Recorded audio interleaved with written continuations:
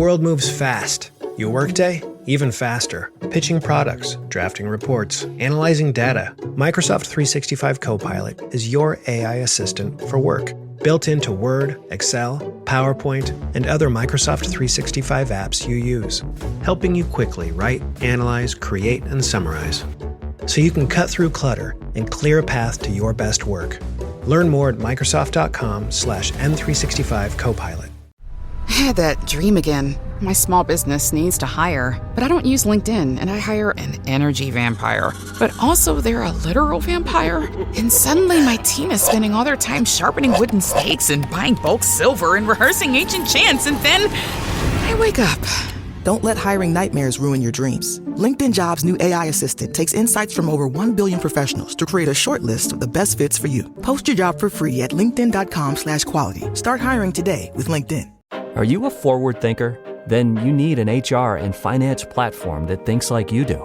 Workday is the AI platform that helps propel your organization, your workforce, and your industry into the future. Workday, moving business forever forward.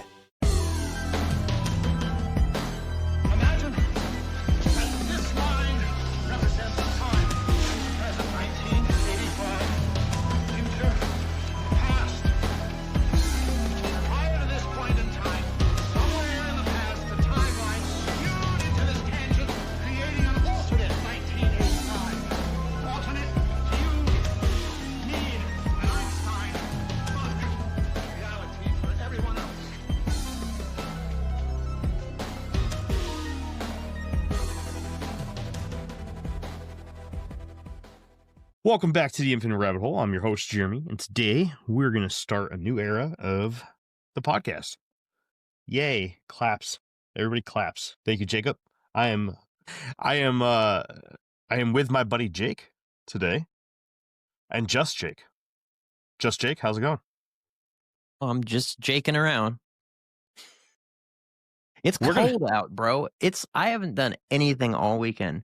It is so freaking cold out. It was -10 this morning, and it got up to a high of 8? Oh, I don't think it got that high. And then Tuesday is supposed to be 40 degrees. It's gonna be crazy. Right? Yeah. It was, man. There was deer all over the place yesterday, and we're in antlerless season for rifle, and I was like, nope, not gonna do it. I'm not gonna be out there in the zeros cleaning a deer. No. Well, we're going to be Jeffless for a little while. Jeff recently moved, and he's got to get some internets so he can come talk to us. So no Jeffrey for a little while. That's it.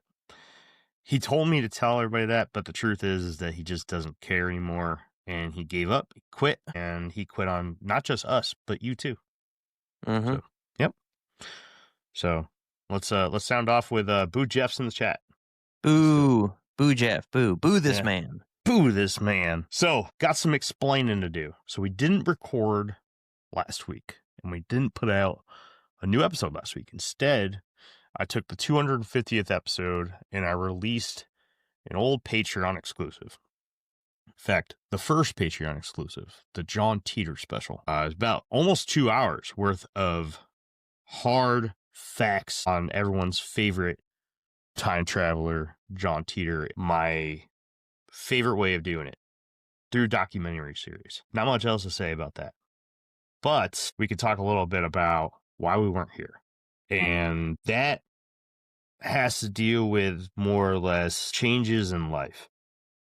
So 250 episodes in, and things get stale. Let's just be honest. From this point of view, I've been doing this for 5 years straight, and sometimes it sucks. I love doing it, but sometimes it sucks. And I need to change it up, or else I'm going to go freaking crazy. So that's what I did. And I found a way to format this show where I can do what I originally wanted to do, the love that I had for the documenting the strange and the unknown, but also stick with the really cool interviews that we've been good enough to get lately. So we're going to try out this new format tonight. It's going to be kind of a test run, see how it goes. But the gist is, I am researching for a lot of stuff. One of those stuffs is my book that I'm writing on Elmwood.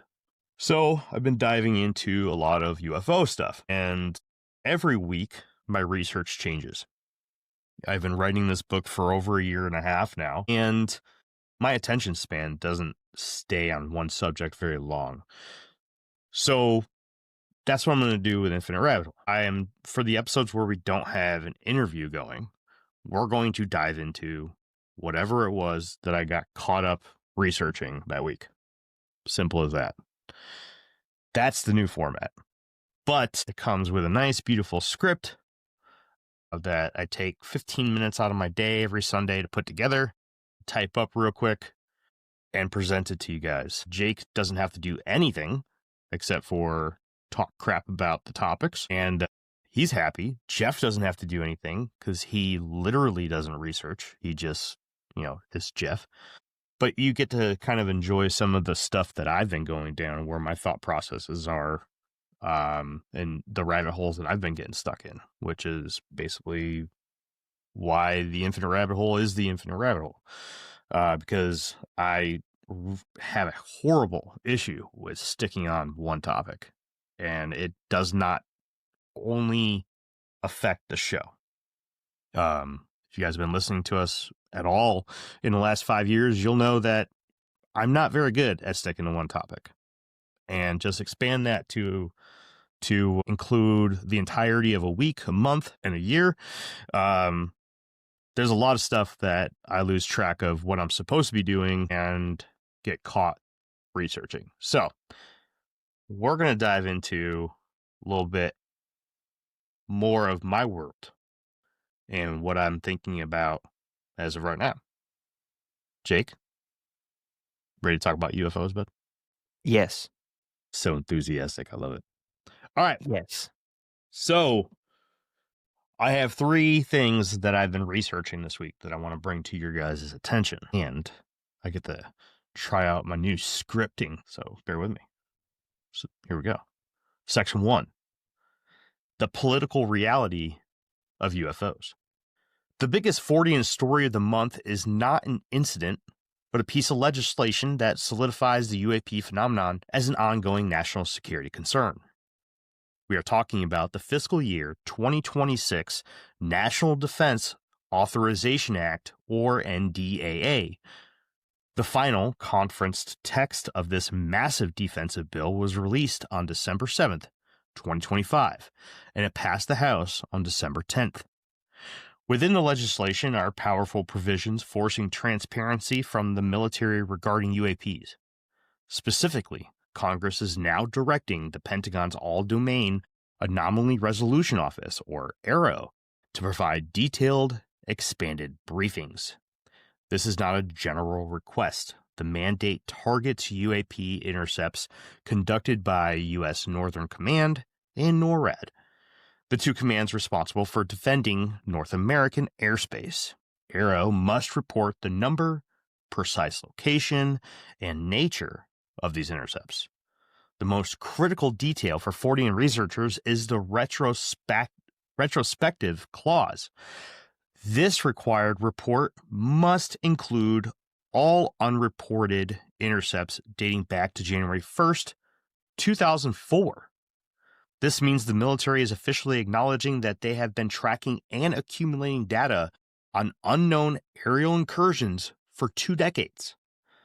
The narrative has officially shifted from if UAPs exist to what our defense forces are intercepting and why Congress is now forcing the issue. What do you think, Jake? I think it's all BS. Well, yeah, I knew you thought that. But tell me what you really think. Well, what I really think. Oh, well, then obviously aliens are real. I mean, come on. Well, obviously. Not necessarily just aliens, right? I mean, we talked about all kinds of stuff on this show about UFOs. And one thing that I was debating on diving into, because it was probably the newest thing that I've been researching, and it was within the last 48 hours, is this new report that's been coming out. It's been kind of sneaking around, and it really just verifies John Keel's research from the book Operation Trojan Horse, where he talked about this strange detail where not only are we seeing UFOs in the skies over, populated areas, but they also tend to pay attention to political boundaries and days of the week. So for those of you that aren't familiar with John Keel's work in the book Operation Trojan Horse, he discussed a finding, and I forget the number of sightings that he used for the pool, but basically he found that Wednesdays were the most popular days for UFOs to be spotted, and they also tended to come out mostly in spring and summer. They also would have this strange coincidence where they would either start acting differently, they'd move quicker once they moved across, or they just would stop and suddenly go the other way once they hit a border of a country or state. So this was back in, I think Operation Trojan Horse was actually rewritten. The original book was called Why UFOs, and then it was rewritten into Operation Trojan Horse. And I think Why UFOs is probably in the 60s or 70s. So now that we're getting research coming out saying something very similar to what John Keel was putting out way back then, I think it's very interesting. But the question is, are they using that for some sort of narrative building? And I know Jeff would probably usually have a comment on that, but I think it's a good question to ask, because now we're seeing a similar strange concept that we see a lot of times in movies, right? Where we're kind of being told the narrative beforehand and then something happens, i.e. the train explosion in Pennsylvania a few years ago. There was literally a movie on Netflix about it in the exact same town. So what do you think, Jake? I think that it's all narrative building. To what end, I don't know. But my opinion isn't going to change. Despite the amount of times we talk about this sort of topic, my opinions aren't going to change quite dramatically as saying suddenly, okay, well, UFOs are real and so are aliens and all this sort of stuff. I think the whole thing is just, it's narrative building. Yeah. That to what end remains to be seen. But I'm not surprised that Congress is like appealing to find out the truth about the aliens, because, who would give those people information? It's like, it's on a need to know basis. And I would imagine that most of those people, probably 99% of those people, are not in a need to know sort of, capacity. They don't need to know all of the tech that the military has. They don't need to know all of the different, capabilities that the black budget projects have. They don't need to know, what Lockheed has and what Northrop Grumman has and what, all these companies have. So it would make sense that they don't know, anything. So if you're watching right now, I'm just kind of showing you guys one website that is posting information about this specific UAP addition to the NDAA, which was posted on December 12th. So just 2 days ago on Friday, at least from this source, it was posted publicly. I believe the actual decision was pushed through on December 10th, which would have made it Wednesday. So just wanted to share that with you guys. With that, I bring 4 questions to the table. I'm just going to read them all off. And then, Jake, if you have anything you want to talk about from them, we'll just discuss it real quick. First one is, if this phenomenon wasn't a threat, why does Congress need to see 2 decades worth of military intercept data right now? 2, are we forcing the military to admit they have no defense for objects operating outside known physics? 3, is this congressional pressure a sign that the political will for disclosure is finally outrunning the military's desire for secrecy? And 4, Does this indicate an escalating pattern of intrusion that has finally become too frequent to ignore? Answer to number one, because people are calling their congressmen and women and annoying the heck out of them. And unless they get answers, they're going to keep calling them, keep emailing them, keep sending them letters. I mean, shoot, you could find out where your congressional representative lives and show up at their house. And, granted, you probably have to deal with a security team, but you could, drop a letter right on their front porch that says, tell me about the aliens, and do it every single day, multiple times a day for months and months and months, and eventually you're going to get a response, whether that's a piss off or a fine. I'll ask about it. Now, broadcast that out to, all the people that want to know across every single state, just dumping letters in mailboxes and stuff. I mean, you're going to get a response, You can only back up the congressional representative's secretary's phone so much with, voicemail saying, I want to know about the aliens before they finally say, okay, fine. I have to clear the memory on my device every single day because of the amount of messages I get. I mean, it's just like if a bill was going to be passed and you didn't want it to be passed or whatever, like all these people around here that are like no data center and stuff. You think those people aren't blowing up their, who's the guy over here? He's bald. Anyway. The mayor. Yeah. But you think that here they're not blowing up his phone saying no data center and stuff like that, whether he can or cannot do anything about it, right? It's just like, stuff gets done, right? They're a voice of the people. So that's number one, as far as I'm concerned. What was number two?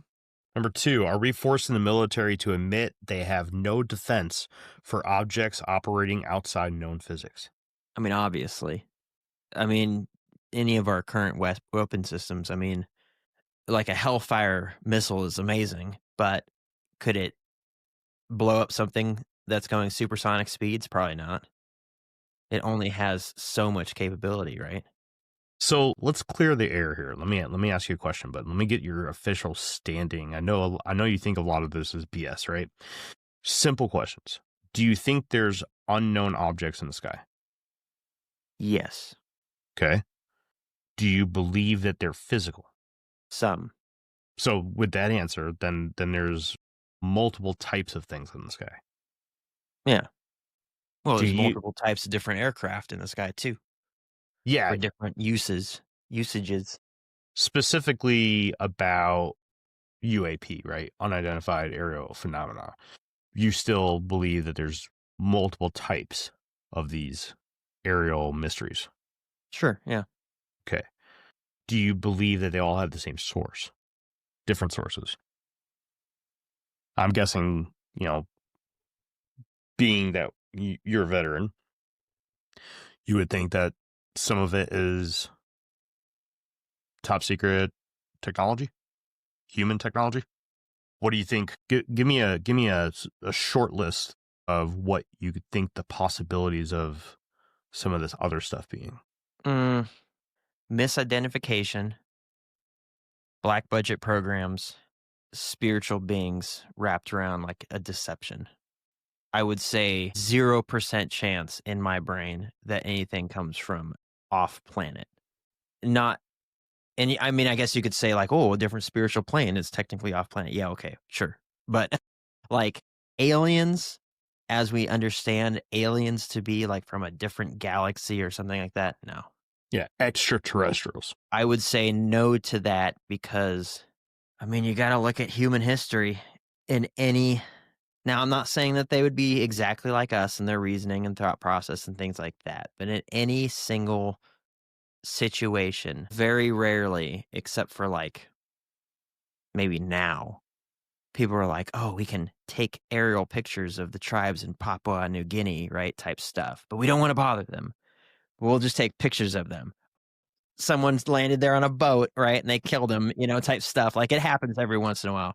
Yeah. But for the most part, it's always been like, you aren't in the same ballpark as us militarily. Say, like, I don't know, people like to throw this around. We just had Thanksgiving. The colonial, sailors coming across to North America and finding tribes of Indians that hadn't even invented a wheel or written language in the thousands of years they occupied this area.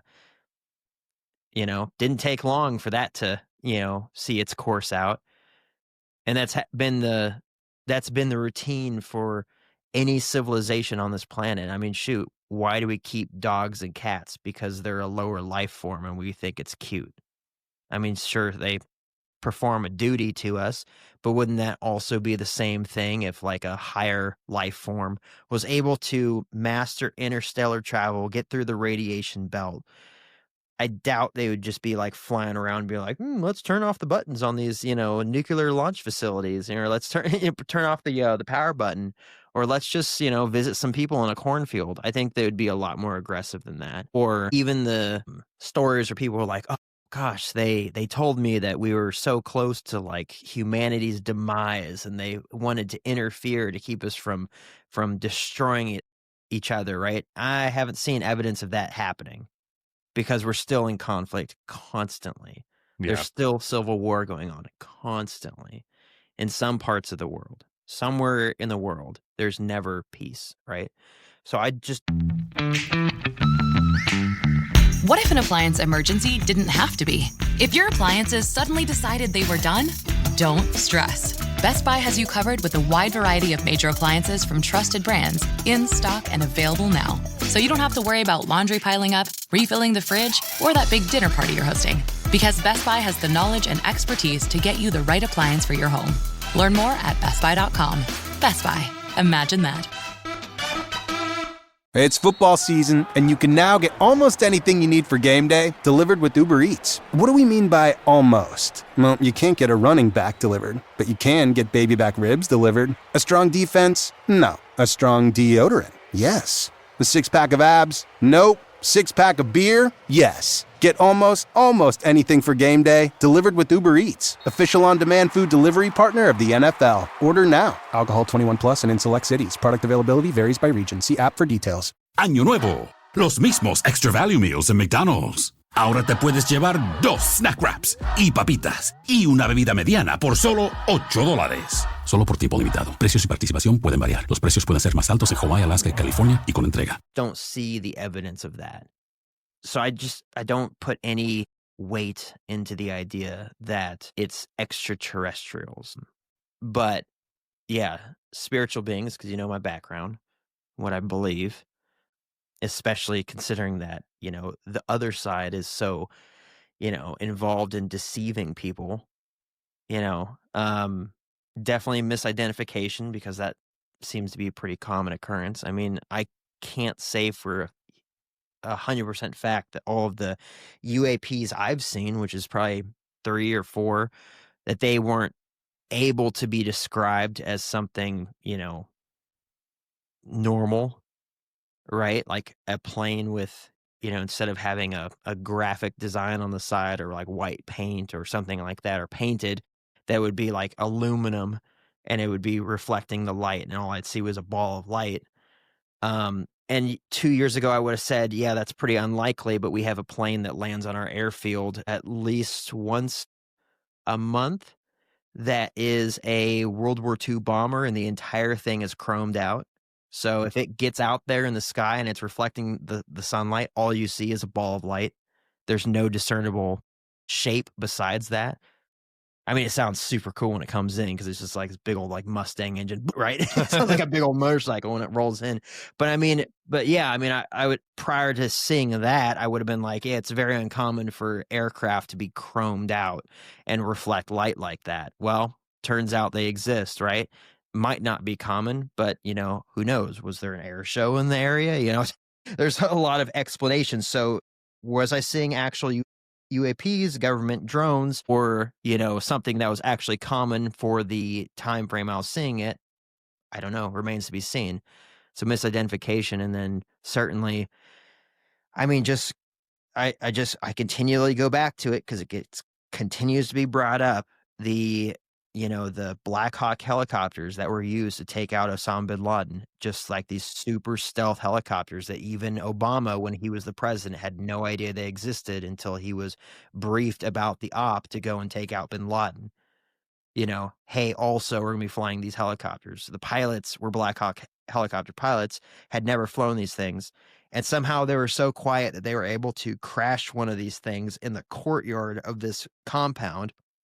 And the people didn't even know that it was there until they breached the doors, right? It keeps getting brought up. If you listen to the Sean Ryan show and he has all these, prior SEALs on and stuff like that, it keeps getting brought up. What can you tell me about the Blackhawks that they flew on? Not much, type stuff. It's definitely not a casual helicopter. Did Congress know about those things before? If the president didn't know about them before the op happened, very unlikely. I doubt any of them knew. Just because you have a top secret clearance doesn't mean anything, because you are given top secret information in the realm of what you need to know. Not, oh, you got this clearance, here's everything, right? Yeah. Well, they have those congressional parties, those little groups that they make up for certain topics that they'll be given the need to know for on certain things. So I'm up to date with the story on the mysterious Blackhawks, but I would argue that there probably was a small committee of congressional people who had the need to know that they existed, because everything military is supposed to have congressional oversight. And that's like one of the big pushbacks for the entire UFO community and trying to get disclosure, is because everything being done by the United States military or government is in response to UFOs, UAP, is lacking congressional oversight. But I know, but we talk about this ad nauseum. Is the congressional oversight, does that come into effect if it's a private company that owns the vehicles? No. And there is a huge flaw there. Yes, you're right. We've talked about this a lot. When you talk about contractors, right? I mean, name one, and they probably have some sort of technology that we will never see, ever see. And why do they have it? Because honestly, if the second Cold War or World War III broke out, I still don't think we'd see it, right? I would say, because why not? It's like, do we need a hydrant, or what's the word? A hadron collider? Yeah, a large hadron collider? Of course we do. Must we have that? When it was first turned on, it's like the thought that maybe something cool happens, or maybe a black hole happens that consumes the entire Earth. I don't know. Let's figure it out. I think that's kind of or AI, right? That's getting pretty creepy and advanced and things like that. I mean, it's like, is that necessary to sustain life? No, but why not? It's like the fault of man. It's like, well, because we can. So if it can be done, then it will be done. And then you can throw a patent on it and say, oh, no one else can make this. So the Large Hadron Collider, from a scientific standpoint and from my own personal point of view, I believe is critical. Although what can be done with it can be very reckless. We have created singularities. So for those that are unfamiliar with the term, singularities are black holes. That's basically what a black hole is, just minute. These Large Hadron Colliders have created them. And if you do this incorrectly, right, and this isn't just, whoops, sorry. This is, whoops, well, I just destroyed all of reality here on Earth. Oops. Because if you create one that's stable enough, then you have some real fucking problems. But the Large Hadron Collider is very important. Very, very important. We're learning things on the atomic level right now that are absolutely blowing our minds. And look no further than quantum computing. Anything dealing with the quantum realm, right? It's very strange and foreign to all of us, including the top minds in any branch of science. But we're learning a lot about it. I was trying to explain this to my daughter the other day because we had a conversation about quantum physics, and I can't remember how it started, but I know the question that she eventually asked me as we were sitting outside of her job was, what is quantum physics? And I was like, well, it's how physics works at the very, very smallest level known to us. And I said, here in the macro realm, if we throw a baseball into the sky, it'll come down and land. Now, it could move depending on what influences it has, wind, atmospheric pressure, just to name a few. I said, but if we went into a vacuum and we created some sort of mechanism to throw a baseball or any ball that was built exactly the same, down to the atoms, exactly the same, and this mechanism threw that ball at a wall in the exact same location, at the exact same speed, at the exact same strength, over and over and over again at the macro level, we would expect to see the exact same result from that ball over and over again. It would bounce off the wall in the same way, land in the same spot, and we would just see it repeated over and over and over again. That's the basics of science. Test your hypothesis and get repeatable answers. That doesn't happen at the quantum level. So we could take that same ball in the same room at the quantum level, and we could throw that ball, and one time it may hit the wall, bounce back. It may hit the wall and then show up behind you. It may go straight through the wall. It may hit the wall and explode into thousands of perfectly replicated versions of itself. We don't understand how physics works at this realm. It just doesn't work. Like, it doesn't work the same way. That's what the Large Hadron Collider is teaching us, is that we can give the exact same environmental details with the exact same environmental baseball, shoot them around this Large Hadron Collider millions of times until they eventually collide with themselves, and we're going to get different outcomes every single time. Not just, well, the first time is the same as the 250th time. No, it's every single time we're getting different outcomes. And it's not minute. It's not like, oh, well, it's going off at a slightly different angle. No, they're colliding. One is exploding and the other one's just moving on perfectly fine, as if it literally didn't make contact. That's how we found quantum entanglement. That's how we found quantum superposition. I mean, while superposition was the double slit experiment, but we're finding things out at the quantum level that there's even power applied to at least the quantum level just by your own observation. You looking at something and observing it, recording it in some kind of way, is affecting the outcome of things on the quantum level. And we have a lot of science that shows this. So, Bad example. Well, okay. This is what I was talking about at the beginning of the episode. This is where my brain goes. Okay, bad example. Let's say, I'll use a different example. Okay. What was the Russian hydrogen bomb that was created that's like 500 times or like 5,000 times the strength of the ones that we dropped on Hiroshima and Nagasaki?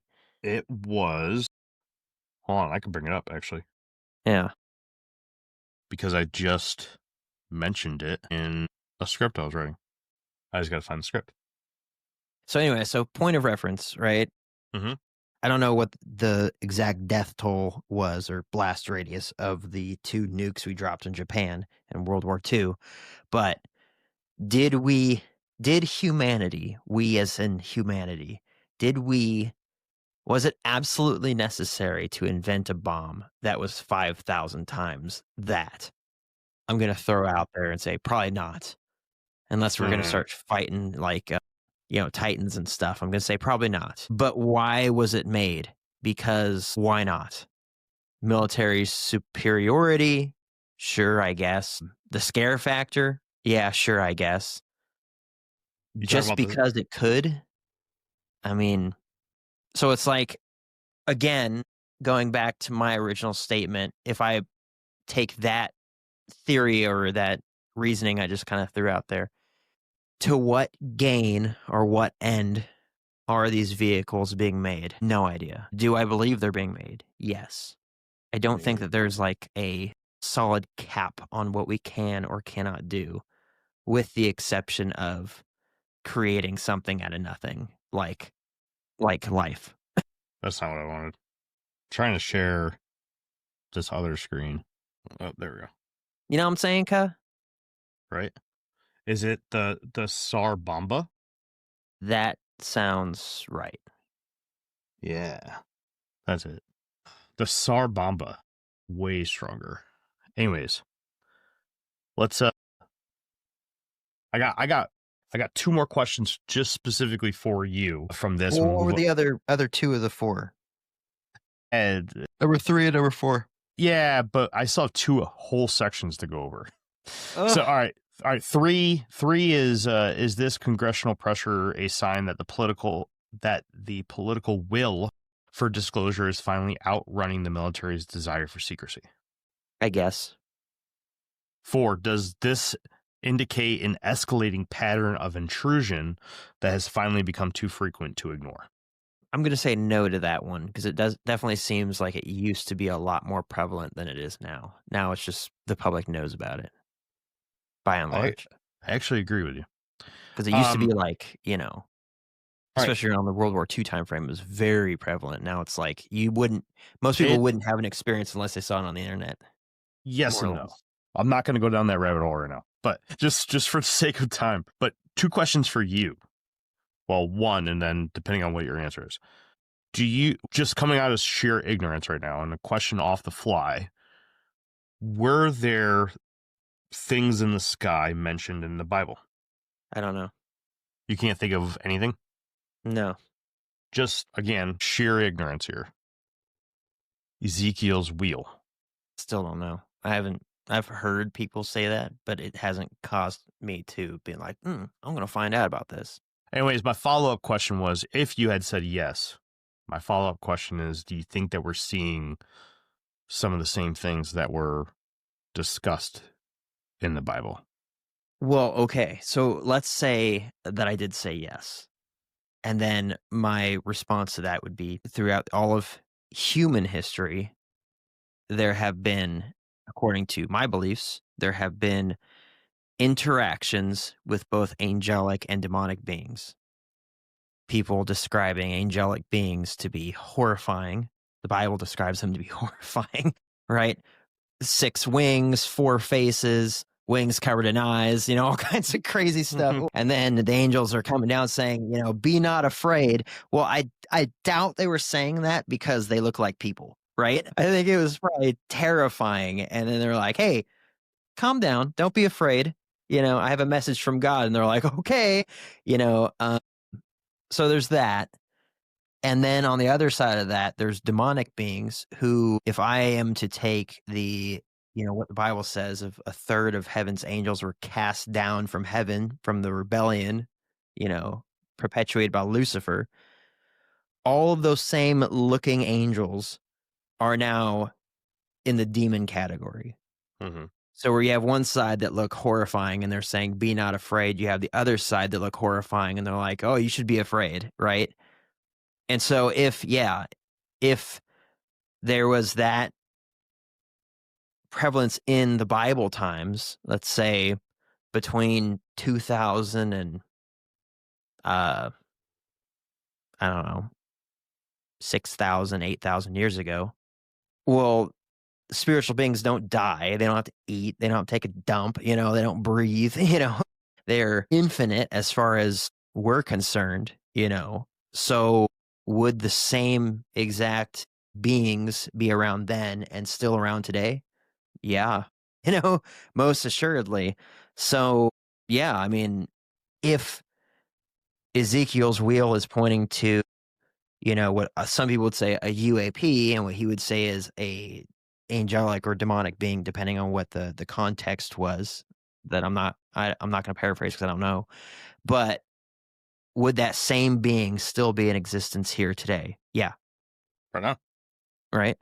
And would that same being be able to present itself to people? Yeah. Now, if you ever come across that stuff, I'd love to dive more into that. Now, I don't think that angels act upon their own free will and just do stuff willy-nilly. They are known as the messengers of God. So I'm pretty sure that there's a hierarchy, right? God assigns an angel, hey, I need a message delivered to this person, a very important message because it's coming from God. And you would see that with prophetic messages in the Bible. It wouldn't just be an angel being like, I'm going to stroll down, Broadway and go get a corn dog. It just doesn't happen. They're performing tasks and roles and things like that. I think that where you find that would be like a, whatever I feel like doing at this moment because I'm living in rebellion would be in a demonic sort of a sense. Would be a, you can't control me, I'm going to do what I want sort of a thing. If I feel like possessing someone today, then I'm going to do that, So I believe that most of what you're seeing in the sky is physical crafts. And then the other side of that is maybe 10 to 25% of it would probably be a demonic influenced being trying to deceive people for what gain besides just obvious deception. I don't know. All right. Sorry, man. I'm going to cut you off. Did that answer your question? Yeah, absolutely, man.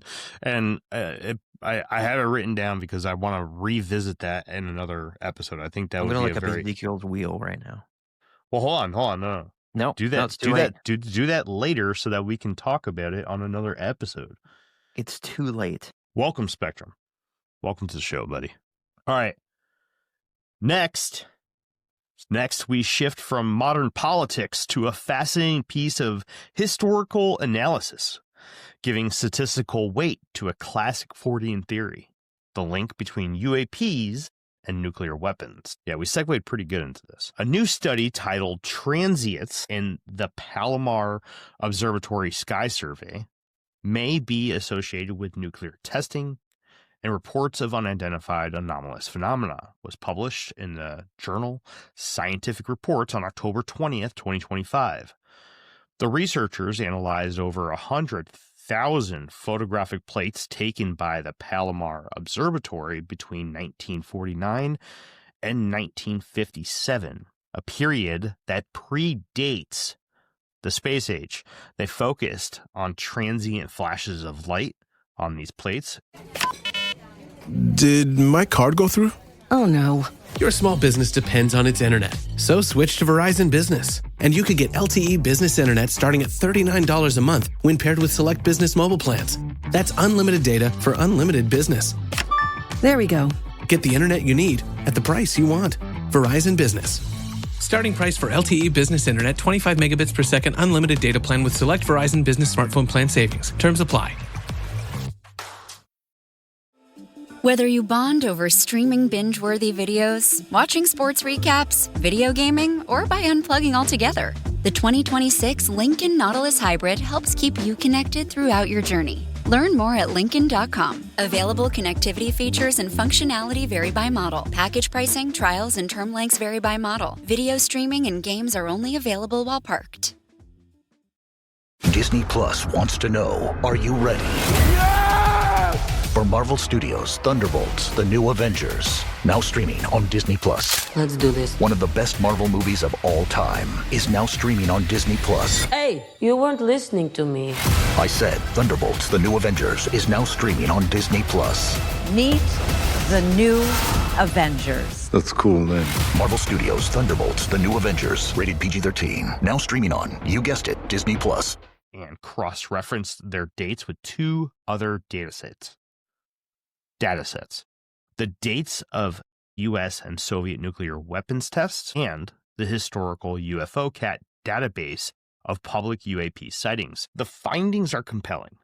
They found that transients were 45% more likely to appear on dates within 1 day of a nuclear test.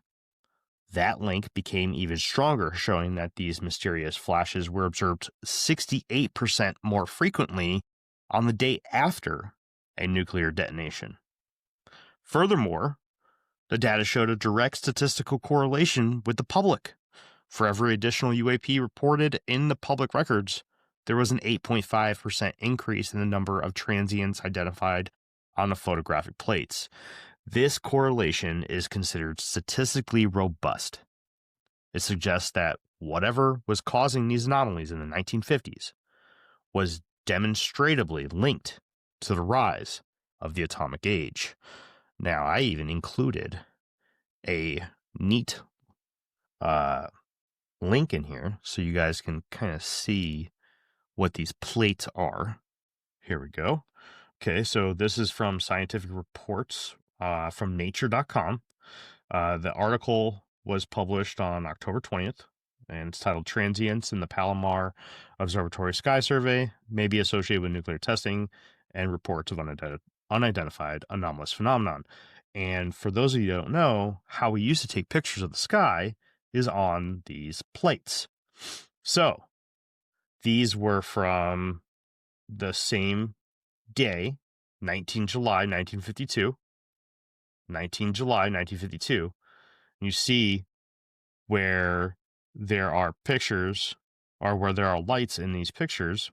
This one matches this one. This one matches this one. But then you have this one that seemed to have moved from here slightly higher. If not, that's the same one. But this cluster right here is completely gone. Then you see a bit of a difference here too. And this is less than an hour difference. Skeeter said it's Skylink from 1952. I love it. And then you see the same star cluster 2 months later in September. Here's those four that we were just pointing at right here. 1, 2, 3, 4. 1, 2, 3, 4. 1, 2, 3, 4. 1, 2, 3, 4. And yet these match this fairly well, except for some are a little bit brighter, right? So ignore the ones that are just slightly brighter, depending on how clear it was that night. But all three of these match up pretty well. This one, however, covers what I was talking about as transients. This is what we're discovering, that these transients were showing up over sites of nuclear testing during Cold War era. Total transients per data log and total independent UAP reports per date. So I highly recommend, if anybody wants to, I could put this into the chat if there's any request for it. But this is a really fascinating, absolutely fascinating article that dives really deep into a lot of these plates, the correlation with UAP and nuclear testing dates. But this organization, this Palomar Observatory, put a lot of time and effort, years of time and effort, into comparing plates from before, this is key, a period of time that predates the space age. So there's no satellites, there's no space station, none of it. This is before we got to space. 4957. What are your initial thoughts before I get into the questions on this one, Jake? My initial thoughts are long. Yeah? Yeah. You want to hear the questions? All right. So you'll notice on the last question, there was a reason why I got excited when you talked about the Large Hadron Collider, because we talked about the observer effect, which, anyways, you'll see that in question 4. But question 1, is a statistical correlation enough to prove intelligent involvement, or are we just detecting an unknown physical side effect of atomic explosions? Now, before you answer that question, which we'll just do this one at a time right now because of how the last one went, in my script here and from this article, pay attention. They found that transients, meaning that lights or objects that showed up in one plate compared to the others, were 45% more likely to appear on dates within 1 day of a nuclear test. They don't say before or after at this point. Okay. That link became even stronger, showing that these mysterious flashes were absorbed 68% more frequently. So from that 45%, 65% more frequently on the day after a detonation. That means 32% of them showed up the day prior. So out of their abundance, their 100,000 examples of these photographic plates, 45% of that, 45,000 of those plates appear on where they find an anomaly, appear on a date within 1 day of a nuclear test. 40 of 100,000. Then out of those 45,000, 68% of it is after, but the other 32% is before the nuclear detonation. I don't know. I think that shit's fascinating. You said it was more likely. Was there observed, what's the word you use, transients on days when there was no nuclear testing? It just happened? Yep, there was. So 65% of it happened on dates that were not within 24 hours of a nuclear test. So then the ones before the detonation could be just coincidence. They could. Is 32% a reasonable answer for that? So basically your pathway here is that the 68%, or at least a good chunk of that, was definitely in response to witnessing a bunch of boom booms going off. But the ones that happened prior were just coincident. Or it could be checking up to see what's going on. What's the status? You know, is the project going to happen today? Is the launch going to happen today, or is it going to happen tomorrow? What's going on? So here? this is cool. I like where you're going with this, because this was kind of where I was going to with it too. And why I referenced John Keel's research about the correlation between political borders and the day of the week and the frequency of UAP sightings from his book, Trojan Horse. I think that this is really important because this shows that there's intelligence, like the knowledge that there is something occurring. Okay, whether that knowledge is military intelligence, right? Where, hey, we have information saying that the Soviets are going to shoot off this bomb. We should probably go watch this. Or is it an unknown entity that knows that this is occurring somehow prior to it happening? Because depending on which one of those is true, they're both very interesting answers. I mean, I guess it could be either or. This is why I brought this up today, is because I think that this one out of the three subjects that we talk about tonight is the golden subject. This is absolutely astounding to me. I mean, I've read things about about these plates and the comparisons. Like Jacques Vallée famously talked about plates and how there was these non-parallel anomalies on them. Now we're seeing a modern research effort put towards this concept, and it's crazy, man. It is, and it's a lot of the same shit that we see from the history of ufology, and that is that when you look back and you read stuff from people that were quote unquote kooks or crazies, like a lot of people call John Keel, you see a lot of this stuff coming back around right now and being proven to be real or claimed to be real by the scientific community. I don't know, man. I think it's interesting. Want to hear question 2? What process takes 24 hours to manifest after a nuclear explosion that would create an object visible in the sky? So this question is basically, are the nuclear explosions or atomic explosions causing the difference in the plates? I don't know how to phrase this. The smoke or off-gassing of atoms from a nuclear test.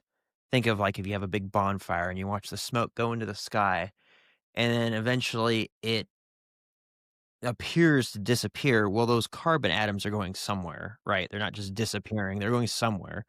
Well, in the same way, if you have a nuclear test, where does all of that go, and how does that affect the atmosphere?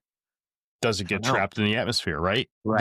These are all good questions, because the next kind of natural path question to come from this exact thing that you're talking about is, how are they taking these pictures on the plates?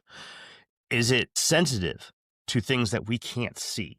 Is there ultraviolets in there, infrareds in there that we can't see that is showing up on these plates?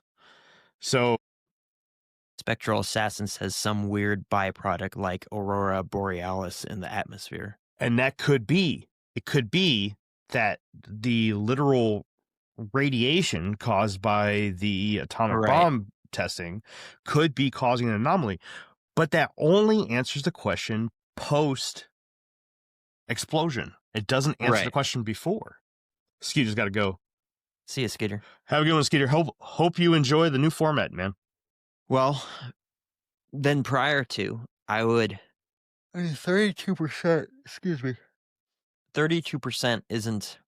If it was higher, if it was like 80% likely to occur the day before, right?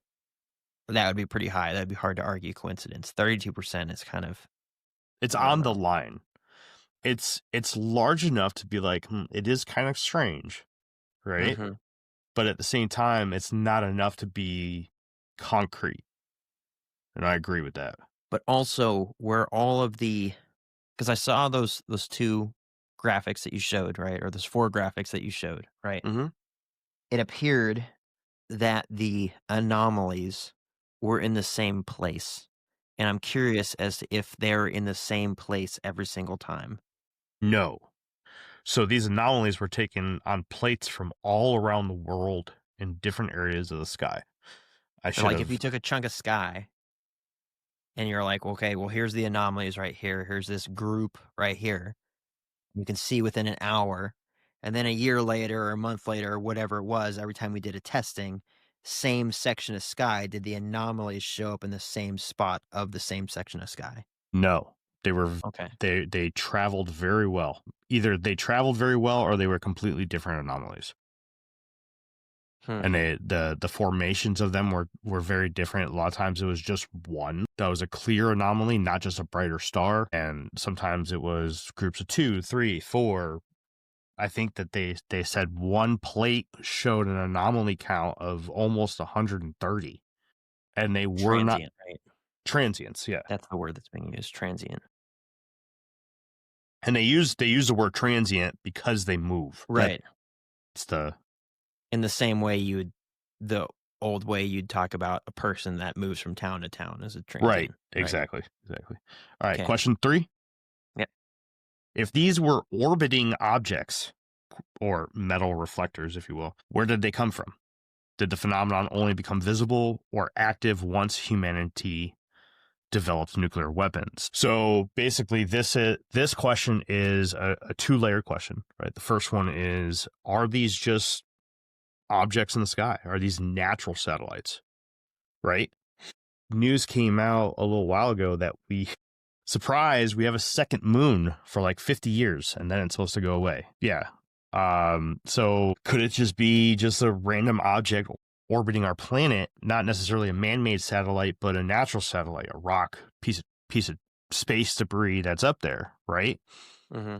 It is a good question. It is, I believe, a good question. But in the case that it is not, because we don't really have plates from before this time frame, and then after this time frame, technology advanced so far that we started taking pictures. Mm-hmm. Right. So this is kind of a strange part in history where we had the technology to take these primitive photos of space to see these transients, but are they just a naturally occurring thing that we don't have evidence for before we started doing that? Correct. Right. Or did they appear because of the nuclear testing, which again pushes the questioning back into the UAP UFO realm. We'll say that they were physical objects like rocks or whatever, and they only became visible because of what the nuclear tests were doing to the atmosphere. See, but we don't have That's like the Stromdinger's cat or whatever the guy's name is. It's like Schrodinger. Schrodinger cat. Think of it like this. Did the other galaxies in the universe show up because we were able to invent telescopes that could see that far out, or did they always exist before the telescopes were invented? This is a quantum question too. If you asked primitive man, they would be like, I didn't know that was a thing. Right? Those just appeared. I've never seen that before. Yeah. Yeah. All right. Let's move into question 4, because I think this is a good segue. Does this show the observer effect in action, or simply that the phenomenon becomes globally visible at these key historical moments? Now, I put a little sidebar here to help explain what the observer effect is.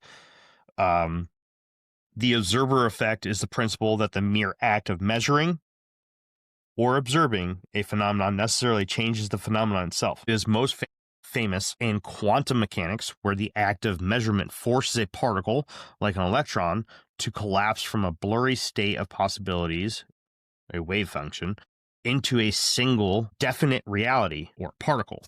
The observation dictates the outcome. We borrow this concept to ask a deep philosophical question about UAPs. Does the UAP phenomenon react to being observed? I would say yes. I mean, it's known now because of quantum physics and all this study that, as you just said, electrons can change depending on whether they're being observed or not observed, which is really weird. You know, it's like super weird stuff. Does that mean they're sentient? I don't, but I mean, there has to be a point to their visibility, Let's say it's as vanilla as letting us know that there's something else out there. And it's as horrible as at any point the thought that could drive you insane. They could just come down here and start wiping us off the face of the earth, like War of the Worlds in their tripods, right? So it's like from one side to the other side, but they're allowing themselves to be observed for some reason. Let's say if it's not, I'm framing this as if it's not like a military vehicle, right? But even then, why would a black budget program, or why would Northrop Grumman allow their top secret vehicle to be witnessed by people and documented and stuff? Really doesn't make a whole heck of a lot of sense, unless there is some reasoning behind that observation in whichever way you go with it. And what's the reason? I don't know. The questions. It's a good question. It is a good question. But the answer to that is much more complex because it requires the knowledge of why. Mm-hmm. And as far as I know, I'm sure there's very few people on the face of the earth that could tell you the why to that question. So I feel like the conversation that we're having now makes the first topic that we talked about, more important. I feel like I do because I definitely do believe that there is stuff known. There's information, critical information known about this phenomenon, because I agree with you. I don't think that everything we're seeing is from the same source. I don't think we're seeing the same thing over and over and over again. I believe that there are multiple, and not just 2 or 3 sources for this. And I also believe Walmart Business is in the business of helping your business, regardless of whether you're building bridges, building spreadsheets, or building lesson plans. Ooh, that looks fun. Walmart Business can help save you time, money, and hassle so you can focus on what you're building instead of what your supply closet is missing. In short, we take care of business so you can do more with yours.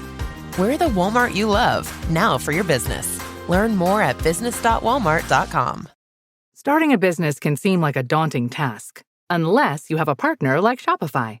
They have the tools you need to start and grow your business. From designing a website to marketing to selling and beyond, Shopify can help with everything you need. There's a reason millions of companies like Mattel, Heinz, and Allbirds continue to trust and use them. With Shopify on your side, turn your big business idea into... Sign up for your $1 per month trial at shopify.com/special offer. I believe that a lot of them aren't even intertangled with each other. I believe that, they may be aware of the other's, existence, but I think that there's so much shit going on that we don't understand in our skies. But I do believe that the government or the U.S. military does have more of a grasp on this than we do as civilians. Sure, of course. And I think that it is important for congressional oversight to be applied to these anomalous programs from the DoD. I want to see this. I want this. But you and I both know very well, being military or ex-military, that they are very good at finding loopholes and adjusting how they attack certain situations. So making it so that it's legally required to brief Congress on everything UAP doesn't necessarily mean that's going to happen. So think of it this way. I want to give someone an example, and I can say this because I'm not active duty anymore. Okay, so everyone knows that when oil or gas or some sort of hazmat is spilled into the ocean, it's a huge problem, right? The U.S. Navy, we can't throw, say, like plastic bottles over the side of the ship. They have to get taken to shore and or on the boat, and they get compacted into these big flat discs, and they get stacked up. And when we go to shore, they take them and they throw them, into a recycling center, right? Aluminum cans can get thrown overboard because the salinity of the water will break them down relatively quickly. Food waste can get thrown over. No oil or hydraulic fluid or petroleum products of any kind can be dumped into the ocean. However, if a plane takes off at max capacity and has to land back on the carrier, they are allowed to dump as much fuel as they can or as they need to into the water. And that might mean a fully loaded Hawkeye with, say, like 20,000 pounds of fuel on it, taking off, doing a circle and a pattern around the ship once, dumping 75% of its fuel into the water, and then landing back on the boat, getting refueled, and doing it again and again and again, every single day, day in, day out, for 9 months straight while that boat's out. Yep. That's a loophole. The legal loophole.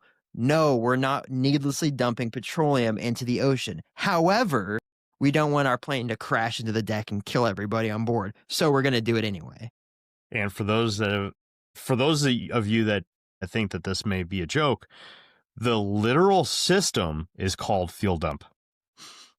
Google it. So I'm just saying, I'll put this in this is me putting that thought in a much simpler perspective, but it happens every single day. I guarantee you it happens every single day. Now, the legal loophole might be, it's international waters. Yep. Or it's not contractors. Or we're not, it's not like the BP oil spill or whatever it is.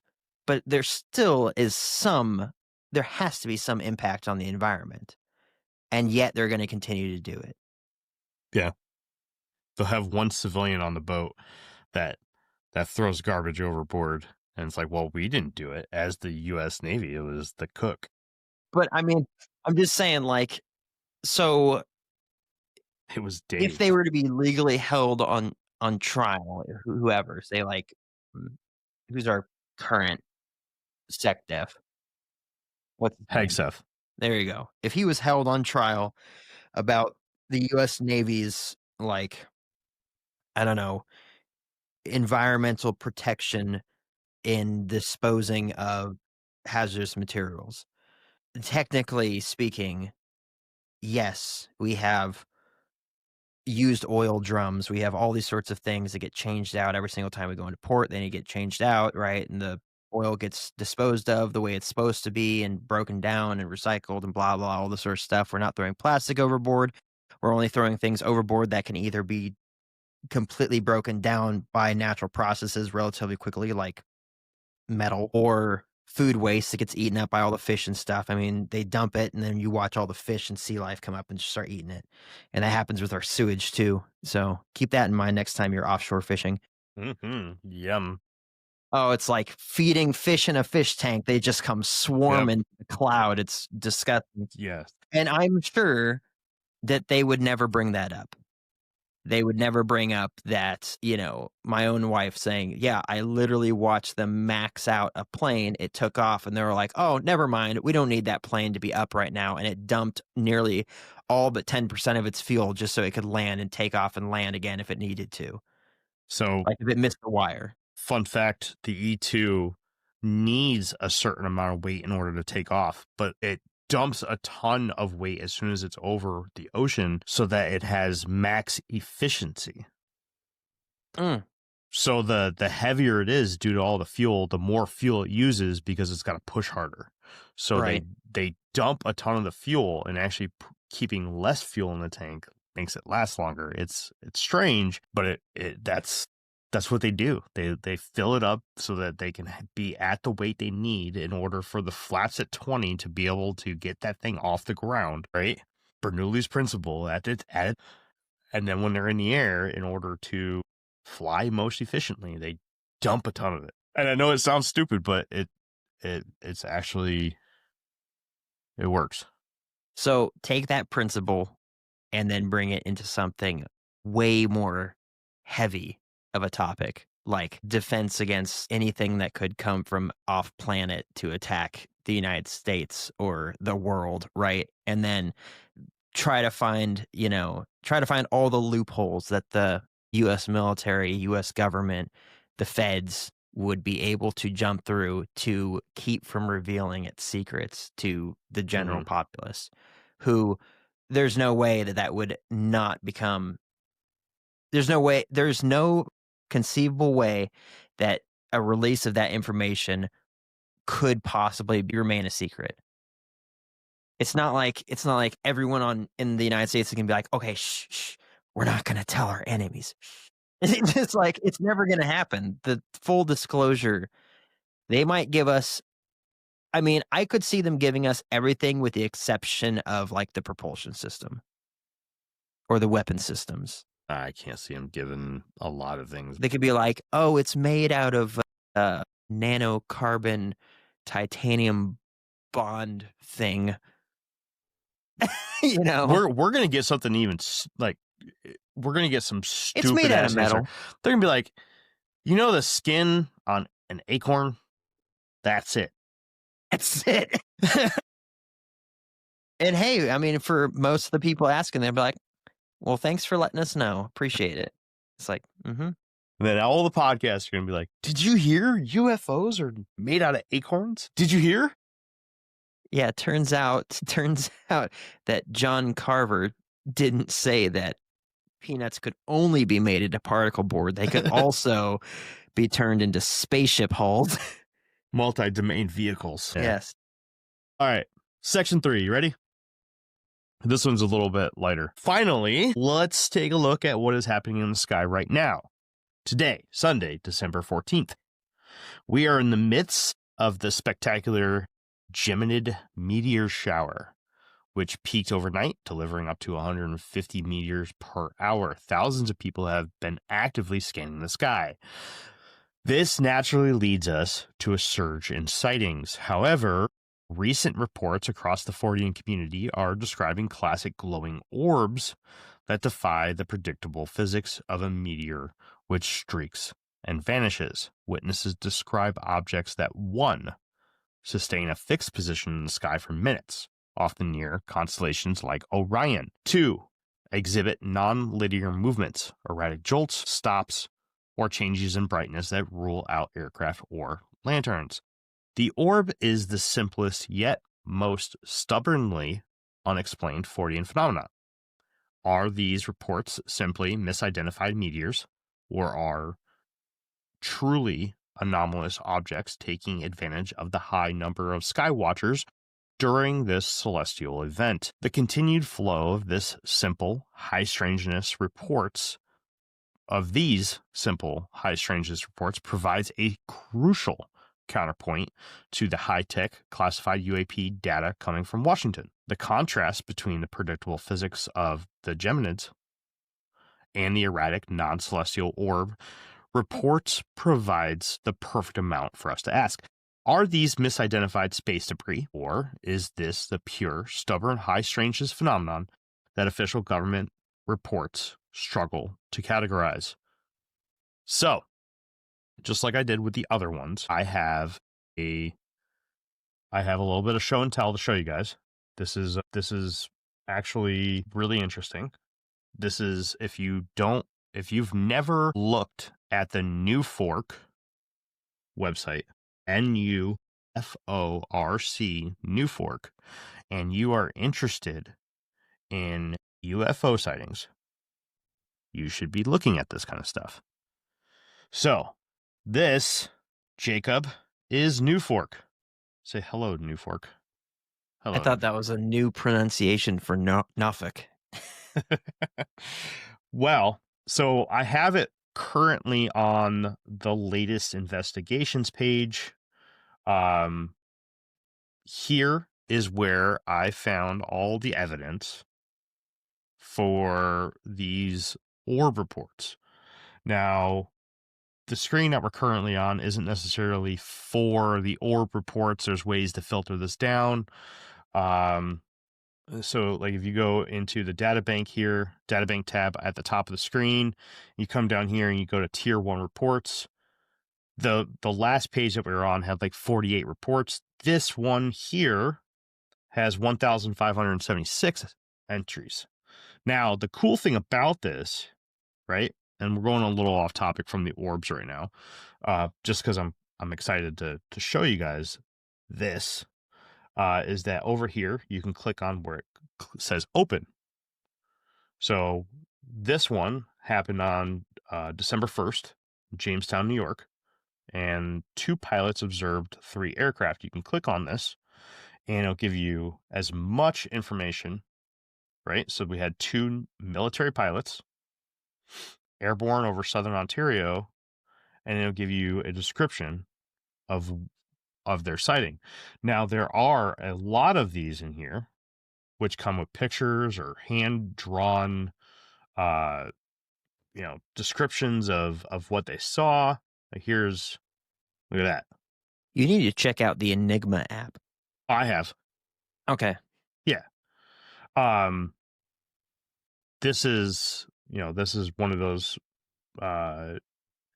triangles. In fact, when you if you go back and listen to the episode that we talked about lights on UFOs, this is a perfect example of exactly what I was talking about. Perfectly well spaced out lights. This is difficult to determine whether or not that's AI. I know that's a lot of the things, or the assumption that people are jumping to right now is that a lot of this is AI, but you have things like this, or reports like this, where people tell you of a whole list of things that they saw, and then you have hand-drawn pictures. Jake, I want to show you that you can filter this down by state. If you go reverse and you go to Wisconsin, guess where there was a sighting. Look at this. Walking home, 11:30 to 12. Sat on bench halfway home and noticed triangle of lights in the sky. Could see the outline of the object. And I can't see that because it's kind of blurry, but I'm going to assume it says Menominee. It does. It does. Yep. Menominee, Wisconsin. Yep. This was occurred April 24, a little over a year and a half ago. So this is one source that I used for confirming that there were reports coming out of orbs during this meteor shower. What's the site name? Sorry. This is Nuforc, NUFORC.org. Thank you. Yep. And at the top, if you click data bank, will be your best, will give you pretty much exactly where we were. Here, actually, I'll share the screen one more time because there is a cool feature in this. When you click on the map tab, it gives you a picture of the world, and you can see where all of the sightings are. These little red dots. See them all? Goodness. So green means recent. Green dots are on the recent list. So this database is huge. And right here, where this nice big glow up is, that's Menominee, Wisconsin. No, it's Minneapolis, but still, it's pretty dang close, right? So where we're at is like right here. I don't know. There's Eau Claire. Yeah, you're there's right. Menominee. Yep. Look, there's a couple of them right there. In fact, that red dot might actually be Elmwood. No, Ellsworth is down here. Where's Plum City? Now we're just playing. Oh, Elmwood's right here. So if you guys have not ever messed around with this website, I highly recommend it. I pulled a ton of things off of this for my book. It's a phenomenal site. So by all means, please check that out. I'm going to dig into Norfolk, Virginia. Man, it's probably crazy. But the beach. So I do have a few. I'm just going to run through the 4 questions on this really quick, Jake. Mm-hmm. So that we can get this knocked out. And then I will let you play with Norfolk the rest of the night. So why are so many, this is number 1, why are so many highly motivated viewers reporting objects that are stationary, pulsing, or moving erratically? 2, how do you differentiate an intelligent non-human orb from a commercially available high-powered drone using only a cell phone video? 3, are witnesses naturally looking at the most prominent constellations, or is the phenomenon positioning itself against a clear celestial backdrop to be observed? 4, does the truth of the phenomenon lie in the official declassified reports or in the fresh, spontaneous reports submitted tonight to databases such as Nuforc? So basically a rundown on those questions is pretty much the same theme we've been following all night. Is it that these orbs, 1, are they even orbs? Are people reporting the right thing? Now, I have seen some videos and some pictures on Nuforc that do seem like they're not meteors. Okay, there's some really good footage on there. There's videos and everything on that website. But a lot of them are probably most likely just misidentification. A really good portion of them are misidentification. But the ones that people are seeing, they're reporting to be next to constellations. Now, if you've ever gone out and looked at a meteor shower, it's not the most exciting thing, right? There could be 180 to 300 meteors that go off in the night, but it's not going to be directly over your head all the time. And if they're not at the right angle, a lot of times you'll never see it if they're not low enough in the atmosphere to cause that burn up to create the famous tail. You're not going to see it. So a lot of times you're stuck doing constellation watches, which means that you're sitting out there and you're looking at Orion's Belt and Ursa Minor, Ursa Major, blah, blah, blah, blah, blah, blah, blah, right? You're trying to make fun out of the time that you're spending out there.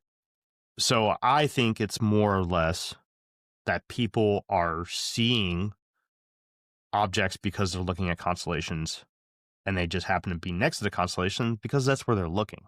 This was more or less my own argument for this point because I am seeing a lot of videos pop up on X, TikTok, Instagram, Facebook, everywhere of people reporting UFOs during this meteor shower.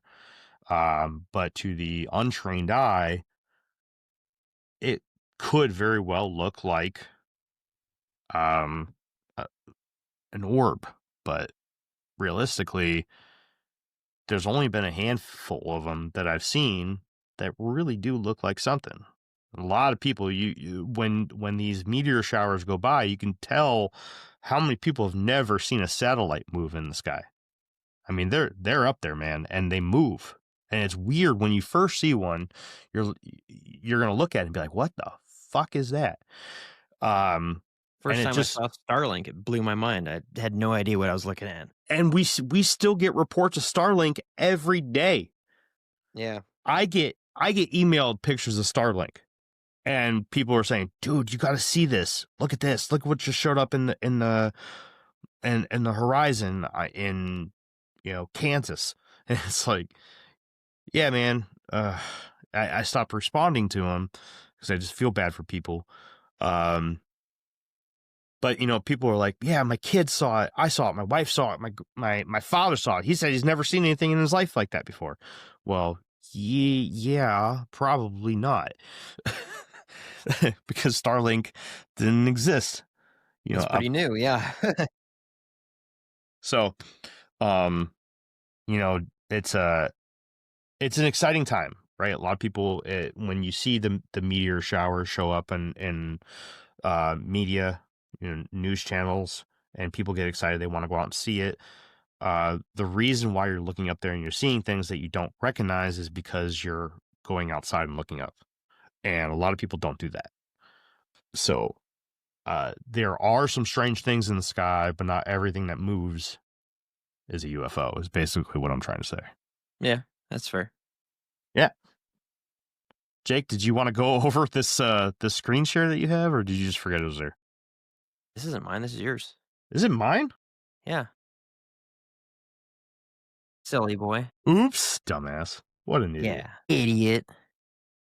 All right. Well, that has been another episode. Wait, Jake, do you have anything? Cool. All right. Well, that's been another episode of the Infinite Rabbit Hole podcast. I hope you guys enjoyed the new format. This is just a way for me to share what my interest is for the week on weeks that we don't have a guest. That way you're just not hearing us come into the conversation being like, I don't know what to talk about. And then we just eventually start talking about something 45 minutes into the episode. Which is a common complaint, and I get it. I understand you're coming here to listen to things, and then for the first 45 minutes, we're just like, I don't know what to talk about. And then eventually somebody talks about something, and then that sparks the conversation. So this is a way for me to fix that. I hope you enjoyed it. I hope we'll see you next week. Until next time, travelers, we'll see you right here in the next fork in the path of the Infinite Rabbit Hole. Bye, everybody. Hey, everybody. Thanks for checking out the Infinite Rabbit Hole podcast.